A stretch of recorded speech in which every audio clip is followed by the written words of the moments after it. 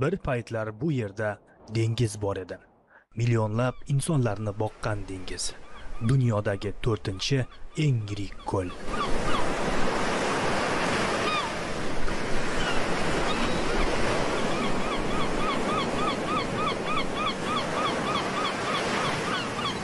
Bir paytlar mavjlar quchog'ida yashagan zamin vaqt o'tib sukutga cho'mdi.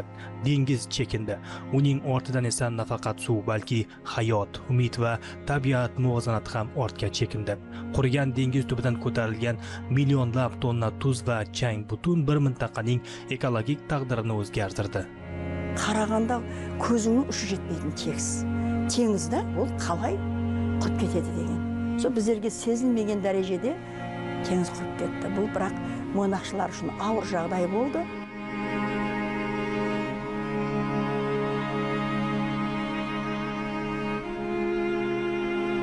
Uzoq yillar Orol haqida ko'p gapirildi. Chaqiriqlar yangradi, anjumanlar o'tkazildi, turli dastur va rejalar qabul qilindi, ammo ularning katta qismi amalda keng ko'lamli harakatga aylana olmadi.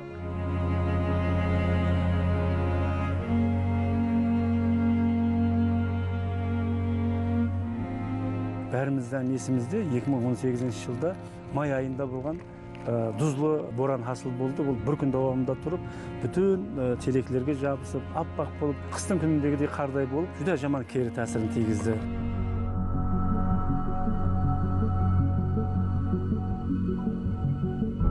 O'zbekiston Respublikasi Prezidenti Shavkat Mirziyoyev davlat rahbari sifatida faoliyatining dastlabki yillaridanoq Orol bo'yi masalasini ustuvor yo'nalishlardan biri sifatida belgiladi.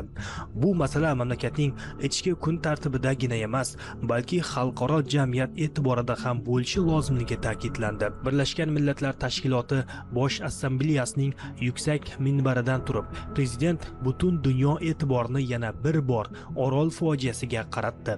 Qo'lida qurigan Orolning xaritasi bilan u bu muammoni alohida bir mamlakatning emas, balki butun insoniyatning ekologik sinovi ekanini ta'kidladi. Bu chaqiriq xalqaro hamjamiyatni yana bir bor Orol taqdiri haqida jiddiy o'ylashga undadi.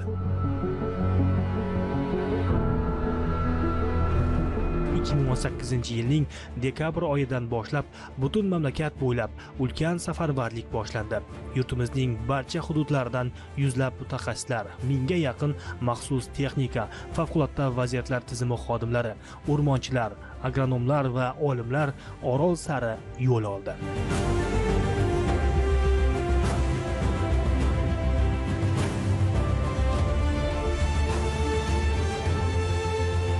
Qishning 25-30 darajali sovug'i ham, cheksiz oq sahro ham ularni to'xtata olmadi.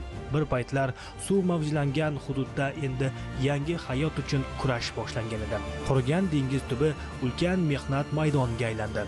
Inson tabiatdan chekinmadi, aksincha uning yaralarini davolashga kirishdi.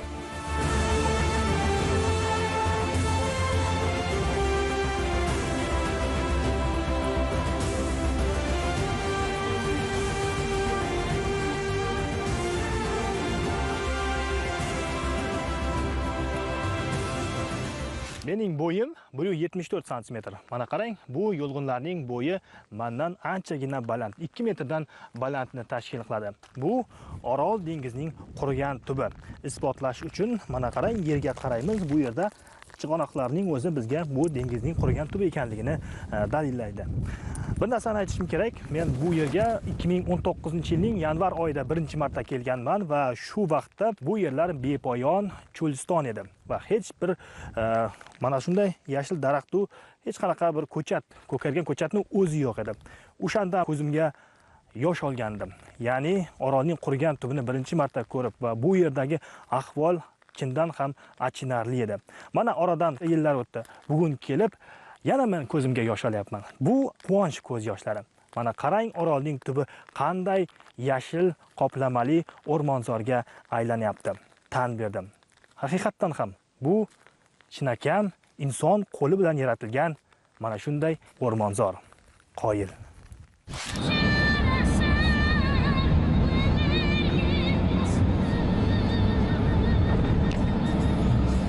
Orol dengizining qurigan tubi endi avvalgidek sukut va qo'rquv timsoli emas. Bir vaqtlar faqat oq tuz va chang hamroh bo'lgan bu zaminda bugun millionlab saksovullar ildiz otgan. Kechagi fojia bag'rida yangi hayot unib chiqmoqda. Hurmatli prezidentimiz Birlashgan Millatlar Ko'mitasining sessiyasında söylегенде Арал проблемасын бүтін дүнияның итибарын қаратқан еді. Міне сондан бастап Қарақалпақстанда, Өзбекстанда, арқа районларында сондай экологик вазиятты жұмсату бойынша құрметті президентіміздің басшылығында бір үлкен әмели істер басланды бұл жерде. Міне өзіңіз көріп тұрғандай біз қазір жыңғыл егілген жерде тұрмыз. Аралдың сол алдыңғы бұрынғы құрған түбінде міне сондай Аралдың түбі десе аз ешкім сенбейді. Сол 2018 жылда құрметті президентіміздің басшылығында Аралдың құрылған ұлтанында шөлге шыдамлы, тұзға шыдамлы жыңғыл, сексеуіл, қандым, міне қарабарақ міне сияқты сондай өсімдіктерді егу бойынша тапсырмаларын берген еді. Бұл ұлыма милли харекетке айланып кетті.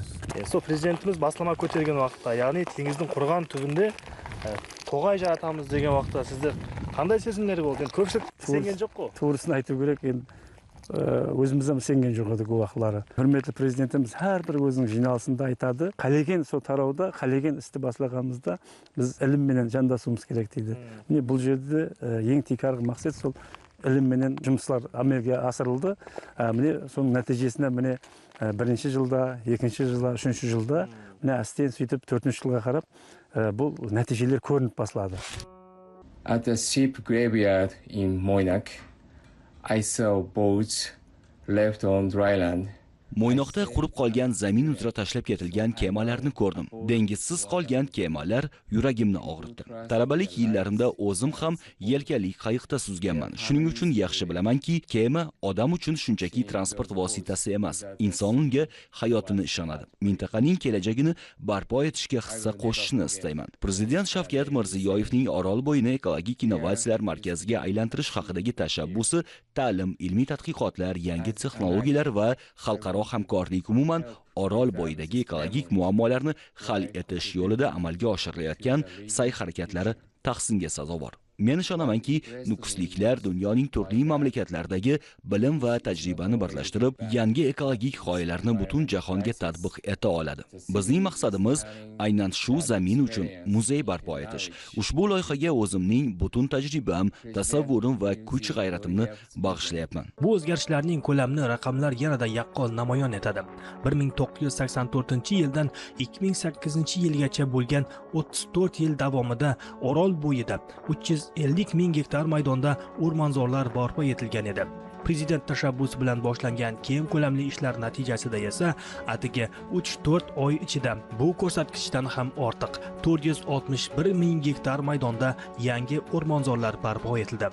Bu esa faqat yangi rekord emas, balki ekologik tiklanish yo'lidagi mutlaqo yangi bosqich edi. Bugunga kelib Orol dengizining qurigan tubida jami 2,97 ming gektar maydonni qamrab olgan ulkan yashil belbog' cho'l o'rmoni barpo etildi. Buning uchun sahro iqlimiga mos saksovul, cherkes, qandim va boshqa cho'l o'simliklarining 8,5 ming tonnaga yaqin urug'i ekildi. 19 yıl yanvar ayından başlap бұл жұмыстарға Өзбекстан Республикасының барлық viloyatlaridan көмекшілер, мыңнан астам техникалар келді, самолетлар, айрықша жағдайлар басқармасы, врачлар, әммесі жиналып, сексеуіл егу жұмыстары басланды. Бұл жұмыстар басланған уақытта ешкім сенген жоқ еді. Назы өзіңіз көріп тұрсыз, әмме жерім жам-жасыл. Соғын ешкім 2,100,000 гектар жері егілді. Биылғы жылға Құда қаласа азыр 100 гектар жерге сексеуіл нәлханаларын тайырлап қойыппыз. Декабрдан баслап тағы 100 мың гектар жерде егеміз. 2030-ға ешкім алдымызға тапсырма бар. Тағы 1 миллион гектарға жасыл қапламалар пайда ету тапсырмасы берілген. Азыр мына сексеуілдерді көріп көзім қуанып отыр. Бұл қашан егілген сексеуілдер айдегі? Бұлар 22 жылы нәлден егілген сексеуілдеріміз жам-жасыл болып тұрды міне. Orol dengizi tubidagi yangidan ko'karayotgan mana shunday saksovullarning hidi baribirda boshqacha biz uchun. Bu oddiygina cho'l o'simligi emas. Bu bizning kelajakka bo'lgan ishonchimiz. Ya'ni ekologiyamizga salbiy ta'sirning oldini olishda mana shu saksovullar bizga katta yordam bermoqda. Ilgari orol tubidan tez-tez ko'tariladigan qum va chang bo'ronlari keskin kamaydi. Atmosferaga mayda qum zarrachalari miqdori 70-75% ga pasaydi. Bir paytlar ekologik xavf manbai bo'lgan hudud bugun tabiatning o'ziga qalqon bo'lib xizmat qilmoqda. Har bir ildizotgan saksovul, har bir ko'kargan maydon bu shunchaki ekilgan daraxt emas. Bu insonning tabiat oldidagi mas'uliyati, qat'iy irodasi va kelajak avlodlar uchun qoldirilayotgan yashil merosdir. Under the leadership of the President of the Republic of Uzbekistan, O'zbekiston Respublikasi Prezidenti rahbarligida mamlakat atrof muhitni muhofaza qilish, iqlim o'zgarishiga moslashish va barqaror rivojlanishni ta'minlash borasida qat'iy siyosiy irodani namoyon etmoqda. Bu intilish ayniqsa Orol bo'yi hududi uchun nihoyatda muhim. Zero yerlar degradatsiyasi, suv tanqisligi va iqlim o'zgarishi kabi murakkab muammolarni hal etish uzoq muddatli yondashuv, innovatsiyalar va mustahkam xalqaro hamkorlikni talab qiladi. O'zbekistonning Orol bo'yida amalga oshirilayotgan ekologik tashabbuslari mintaqaviy va xalqaro hamkorlik uchun muhim ahamiyatga ega. Bugungi kunda ko'plab mamlakatlar suv tanqisligi, yerlar degradatsiyasi, sho'rlanish va iqlim o'zgarishi bilan bog'liq o'xshash muammolarga duch kelmoqda. O'zbekistonda olib borilayotgan ishlar ilmiy muassasalar, davlat tashkilotlari, hamkorlar hamda mahalliy jamoalar umumiy ekologik muammolarni hal etish yo'lida qanday samarali hamkorlik qilish mumkinligiga munosib namuna bo'la oladi. Biz O'zbekistondagi hamkor muassasalar, ayniqsa Qoraqalpog'istondagi tashkilotlar bilan hamkorlik qilayotganimizdan faxrlanamiz. Biz hamkorlikni barqarorlikni oshirishga xizmat qiladigan amaliy yechimlarni yaratishga, Orol bo'yi hududi va mintaqalar uchun yanada barqaror kelajakni ta'minlashga munosib hissa qo'shishga tayyormiz. and contribute to a more sustainable future for RSC region and beyond. Сексеуіл егілмеген уақытларында азанғы шайды ішіп болғасын, үйдің ішін жинастырып болғасын, 11-ден кейін балаларға жұмыста отырып, әйнекілерді жауын, қазір самал басанады дейміз. Себебі ол біздерге табиғи хал болып қалды да. Қазір Құдайға шүкір, неге қазір отырып істен кейін. Самал бар қазір көрін, шаңқыт жоқ. Президентіміздің сол президентлік лауазымға келуі, бұндай қарарларды қабыл етуі, айрықша Қарақалпақстанға назары, бұл біздің Қарақалпақ халқының қала берді, мойнақшылардың бақты. Бұл себебіне 10 жылдың ішінде ұсындай өзгерісті көру, мәселен біздердің Туя, Ежебелник, арманырақ жүрсеңіз, ашалар өсіп тұрды біздің мойнақта. Көз алдымызда мойнақта ұсындай теректер өседі деген неміске келген жоқ.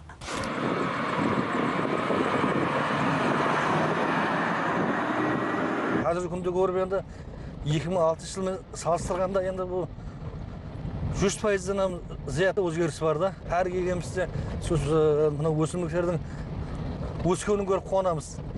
Сонда шықпайды деген жерлерге де өсімдігі шығып тұрса, соны көріп қуанамыз. Жерлерге де сол ексең болады екен ғой, шығады екен ғой деп та.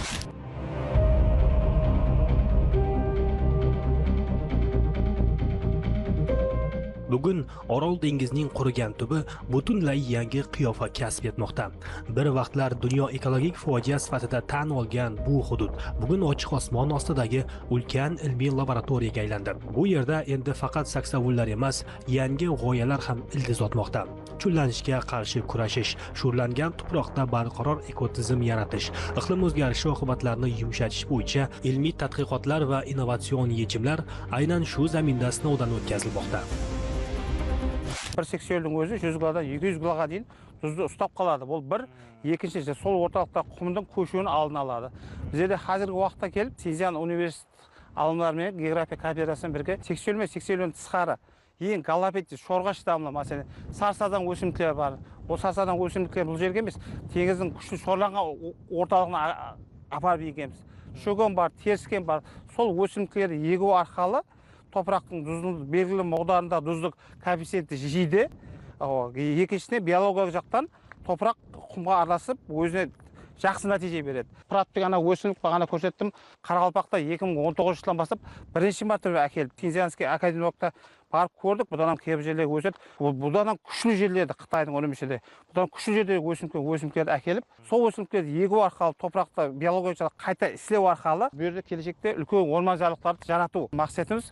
Бұл жерде қазір өзімізге белгілі шөлгіш тамырлы хайуандар бар. Сайгак бар, қарақұйрық бар, қабан бар, ертең су ішіп кетсе де, қоялар бар, мәселен, кемірушілер бар, сүтемежеушілер бар. Сол өсімдіктерді сол жерде азық захарасы болып есептелінеді. Under the leadership of President Shavkat Mirziyoyev, O'zbekiston Respublikasi Prezidenti Shavkat Mirziyoyev rahbarligida mamlakat yashil taraqqiyotni milliy rivojlanish strategiyasining ustuvor yo'nalishi sifatida belgiladi. Orolbo'yi hududini o'rmonlashtirish, ekotizimlarni tiklash, shuningdek, yashil makon umummilliy dasturi va boshqa ekologik tashabbuslar izchil amalga oshirilmoqda. Mintaqadagi ekologik tanazzulning oldini olish bo'yicha aniq natijalarga erishildi. Bu esa O'zbekistonning yashil taraqqiyotga bo'lgan qat'iy sodiqligi va uzoqni ko'zlagan strategik yondashuvini namoyon etmoqda. O'zbekiston muhim xalqaro ekologik tashabbuslarni ilgari surishda yetakchi o'rinni egallab kelmoqda. O'zbekiston Prezidenti tashabbusi bilan Birlashgan Millatlar Tashkiloti Bosh Assambleyasi tomonidan Orolbo'yi hududini ekologik innovatsiyalar va texnologiyalar zonasi deb e'lon qilish to'g'risidagi rezolyutsiya qabul qilindi. Ushbu tarixiy qaror Orol dengizi bilan bog'liq muammolarni hal etishni xalqaro hamkorlik platformasi darajasiga olib chiqdi hamda Markaziy Osiyoning qurg'oqchil hududlarda ekologik boshqaruvning yangi modelini shakllantirdi. Xitoy Fanlar akademiyasi huzuridagi Shinjon ekologiya va geografiya instituti uzoq yillar davomida o'zbekistonlik olimlar bilan ekologik boshqaruv va yashil rivojlanish sohasida samarali hamkorlik qilib kelmoqda. Tomonlar o'simlik qoplamini tiklash, tuz va chang bo'ronlarining oldini olish, degradatsiyaga uchragan yerlarni qayta tiklash, ekologik monitoring hamda ilg'or texnologiyalarni amaliyotga joriy etish bo'yicha qator qo'shma loyihalarni amalga oshirdi. Shinjon ekologiya va geografiya instituti nomidan O'zbekiston rahbariyatiga hamda barcha hamkasb olimlarga samimiy minnatdorchilik bildiraman. Birgalikdagi sa'y-harakatlarimiz tufayli ikki tomonlama ilmiy hamkorlik uchun barqaror va uzoq muddatli platforma yaratdik. O'zaro ishonch va manfaatlarga asoslangan Xitoy-O'zbekiston ekologik ilmiy hamkorligi yanada salmoqli natijalar beradi. Markaziy Osiyoda yashil va barqaror rivojlanishni ta'minlashga, mintaqaning ekologik xavfsizligini mustahkamlashga munosib hissa qo'shadi. Facilitates green and sustainable development in Central Asia.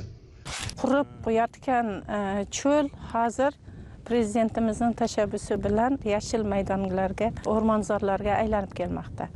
Bu yerda cho'l o'simliklaridan iborat katta yashil hududlar paydo bo'lmoqda. Ilmiy asoslangan tavsiya asosida ekilgan hududlar yaxshi natija bermoqda. Yashil qoplamali maydonlarda olimlar, izlanuvchilar, doktorantlar kelib bu yerda tajribalar ham qo'ymoqda.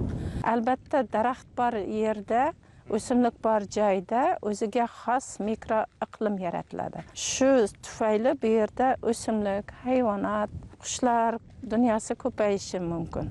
Mana shunday sabablarga olib keladi bu o'simliklarning ko'pligi.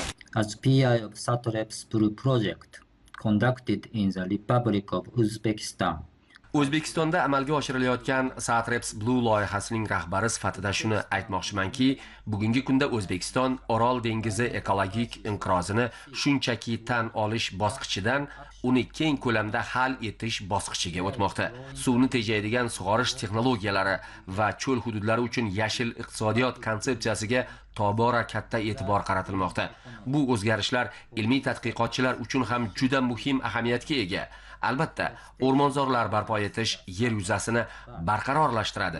Biroq cheklangan imkoniyatga ega yerlarda iqtisodiy qiymat yaratish bu jarayonning haqiqiy barqarorligini ta'minlaydi. Yashil belbog' tashabbusi va qurib qolgan dengiz tubida amalga oshirilgan keng ko'lamli ko'chat ekish ishlari Orol qum cho'lini tiklashga bo'lgan yondashuvni sezilarli darajada o'zgartirdi. SATREPS Blue loyihasi doirasida biz mazkur muammolarni hal etishga doir ilmiy natijalarni taqdim etmoqdamiz. Aniqrog'i, Yaponiyaning bilim va tajribasini ushbu jarayonga jalb qilyapmiz. Eng muhimi, O'zbekiston Orol dengizi muammosini ichki masala sifatida emas, balki xalqaro darajaga ko'tarish yo'lini tanladi. Prezident Shavkat Mirziyoyev ilgari surgan taklif, ya'ni Orolbo'yi mintaqasini ekologik innovatsiya va texnologiyalar hududi deb e'lon qilish haqidagi g'oyasi va bu borada Birlashgan Millatlar Tashkiloti Bosh Assambleyasining maxsus rezolyutsiyasi qabul qilingani xalqaro ilmiy muassasalar uchun samarali hamkorlik qilish imkonini beruvchi muhim mexanizmga aylandi. Biz hamkorlikda mavjud suv resurslaridan yanada samarali foydalanish hamda qurg'oqchilikka va sho'rlanishga chidamli o'simliklarni yetishtirish bo'yicha yangi yechimlarni ishlab chiqmoqdamiz. Biz hamkorlarimiz bilan birgalikda aylanma galafitlar aralash dehqonchilik konsepsiyasining asosiy yo'nalishlarini ishlab chiqdik. Galafitlar sho'r muhitda tabiiy o'sadigan va juda katta biologik xilma-xillikka ega o'simliklardir.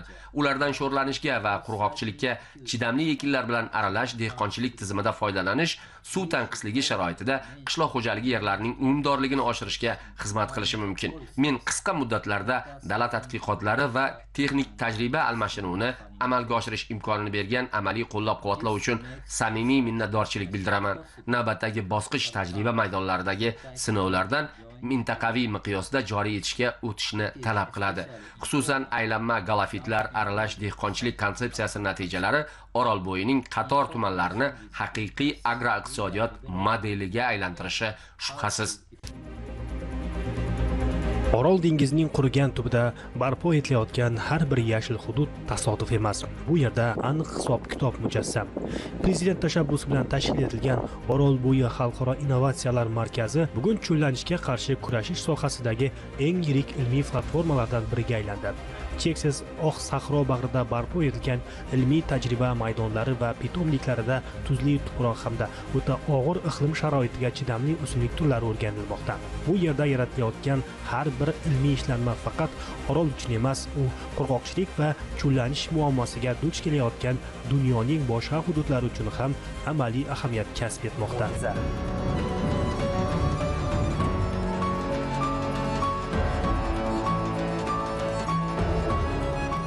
Orolbo'yi xalqaro innovatsiya үстінде істеп жатырмыз. Қазіргі уақытта біздер мінекей Арал теңізінің құрған ұлтанында бірнеше мемлекет алымдарымен біргелікте егіп, олардың Қарақалпақстан шариғатында өсулігі, тұзға шыдамдылығы бойынша жұмсарап барып жатырмыз. Қала берсе, Мойнақ районында 100 гектардан астам жеріміз бар. Ол жерде де шөлге шыдамды өсімдіктердің үстіне істеп жатырмыз. Қазіргі уақытта біздің орайымыз 1200-ден астам өсімдіктердің үстіне істеп, 70-ден астам терек түрлерін көбейтіп келмекте. Бұлардың әммесі инновацион жаңа жандасулар арқылы. Өткен жылдары араб мемлекетлерінен, қала берсе Африка мемлекетлерінен шөлге һәм құрғақшылыққа шыдамлы ауыл қожалық өнімдерін, тары, жүйрік өсімдіктерді алып келіп, орайымызда 200 граммнан 20 тоннаға шейін көбейтіп, 5000-нан артық фермерлерге тұзға һәм шорға шыдамлы тұқымларды бейпұл тарқатамыз. Коллекциямыздың саны 2000-нан өсіп кетті. Құрметті президентіміздің инициативасымен қазіргі уақытта дүние жүзінің итбары біздің аймағымызға болып жатыр. Өзбекстан кейінгі жылдары экология сахасында мемлекеттер ортасында бір локомотив мемлекетке айланды. Мен дүние жүзі алымларының миннеттаршылығын құрметті президентімізге жеткізгім келеді. Себебі бірге істесіп жатқан алымлардың әммесі осы Арал теңізі аймағында алымлар үшін жаратылып қойған имканиятлар шексіз екенлігі, мінекей платформалар жаратылып қойғанлығы, бірге істесу барған сайын рауажанып баратылғанлығы һәм дүниежүзілік алымлары O'zbekiston Respublikasi prezidentine o'zlarining minnatdorchiligini bildirib жатыр. Prezident tashabbusi bilan boshlangan ushbu ulkan ekologik loyiha bugun davlat siyosati darajasida izchil davom ettirilmoqda. Millionlab gektar maydonda barpo etilgan yashil qoplama ekologik xavfni kamaytirish, iqlim barqarorligini ta'minlash va kelajak avlodlar uchun sog'lom muhit yaratishda juda katta ahamiyatga ega bo'lmoqda. 10 yillik davrinde bizlerde Қарақалпақстанда, Өзбекстанда сондай тарихи, сондай революцион деп айтсақ болады. Уақиялар болып жатырды. 2 миллион гектарда саксаул егілді, сол сексеуіл соның азыр нәтижесін беріп жатыр. Қараң, 2018 жыл басланды, 8 жыл өтті. Қандай сексеуілер өсіп, климатқа, ықылым өзгеруіне қандай тәсір беріп жатыр. Құрметті президентіміз айтты, мәдениет Мойнақтан басланады. Қандай Мойнақта өзгеріслер 10 жылдың ішінде Мойнаққа келіп, өзіңіздің көзіңізбен көрсеңіз, сонда түсінесіз. Қандай инфраструктура, жоллар, сулар, теректер, жайлар салынған, бұл хамесі нәтижелері. Хамес жерде көгеріп тереклер өсіп жатыр. Бұл бар ма? Халықтың кайфиятына көп тәсір береді. Мен ойлаймын, акциялар, менің бағым и жасыл макан деген, бұлар хамес соған тәсір береді. Бұл нені аңғалатады? Бұл аңғалатады, біздердің көз қарасы соны өзгеріп жатыр. Қара біздер жақсы неде жасауымыз керек деген. Бұлам экологиялық мемлекеттің саясаты. Құрметлі президентімізге мен рахметін айтаман. Көгерген жерде тұрып бейіштей. Бұл хамесі осы 10 жылдың ішінде осындай тереклер, осындай имканиятлар құрметлі президент тарапынан bizlarga berilyapti. Bugun bu o'rmonzorlar faqat ekologik qalqon vazifasini bajarayotgani yo'q. Ular Orolga hayotni qaytardi. Bu esa Orol endi faqat fojia emas, balki hamkorlik, ilm-fan va kelajakka ishonch makoniga aylanganini ko'rsatadi.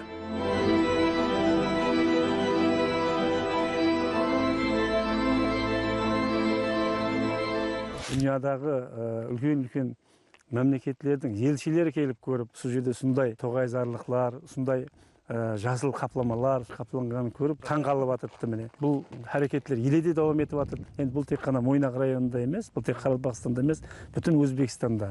Әлбетте бұлардың әрмесі құрметлі президентіміздің сол саяси ирадасы, һәм өзінің талапшаңлығы, һәм халқымызды шын жүрегінен жақсы көріп, соны халқымызға сондай қызмет қылғанлығы үшін болып жатырды.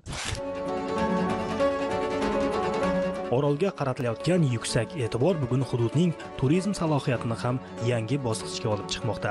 Bir vaqtlar ekologik fojia bilan tilga olingan bu zaminga bugun minglab insonlar uning qayta tiklanish jarayoniga guvoh bo'lish uchun kelmoqda. Dengizda va qurigan tubida barpo etilayotgan ulkan yashil o'rmonlarni o'z ko'zi bilan ko'rish istagidagi mahalliy va xorijiy sayyohlar soni yil sayin ortib bormoqda.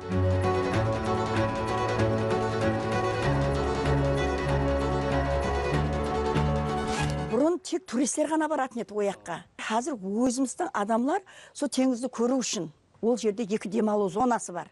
Қазір үшінші зона құрылып жатырыпты. Демалу орайына барып сол келген қонақтарымыз теңіздің ұлтанын көріп, теңіздің арасында сексеуілден бақ жаратылды. Бұрын жол жоқ еді. Қазір tegis yo'l. Bugun Orol bag'rida qad rostlayotgan har bir nihol, barpo etilayotgan har bir gektar yashil maydon ortida davlat rahbarining qat'iy siyosiy irodasi, uzoqni ko'zlagan tashabbusi va tabiatni asrash yo'lidagi izchil sa'y harakatlari mujassam.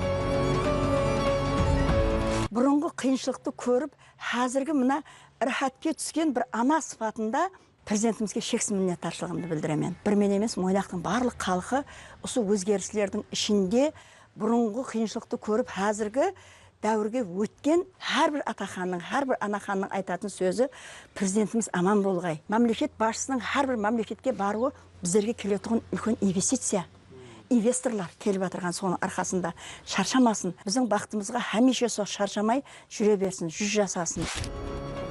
Orol dengizining qurigan tubida bugun amalga oshirilayotgan ishlar ko'lami va ahamiyati jihatdan asrlarga tatigulik tarixiy jarayondir. Bu inson va tabiat o'rtasidagi munosabatni qayta tiklash, kelajak avlodlar uchun yashil va sog'lom muhit yaratish yo'lidagi ulkan harakatdir. Orol chekindi, ammo inson chekinmadi. U tabiatning eng og'ir sinovi qarshisida taslim bo'lmadi. Aksincha, mehnat, ilm-fan va qat'iy iroda bilan yangi hayot poydevorini yaratdi. Yaqinda internet tarmoqlarida bir ma'lumot chiqdi, ya'ni O'zbekiston bo'ylab havosi eng toza hudud sifatida Qoraqalpog'iston birinchi o'rinni egalladi. Bu bejizga emas. Albatta bu 2018-yildan boshlangan juda katta loyihaning tashabbusning samarasidir. Davlatimiz rahbarining tashabbusi bilan Orolning qurigan tubida yashil qoplamali o'rmonzor paydo qilish loyihasi. Bu asr loyihasi deb ta'rif bersak bejiz bo'lmaydi. Chunki bu yerda 2 million gektardan ortiq yerda mana shunday saksovullar va boshqa cho'lga chidamli o'simliklar ekilmoqda. 2 million gektar, tasavvur qiling. Bu Sloveniya, Kuvayt singari davlatlarning umumiy yer maydoniga teng bo'lgan yerlar hisoblanadi. Bu Orol tubidagi haqiqiy mo'jiza.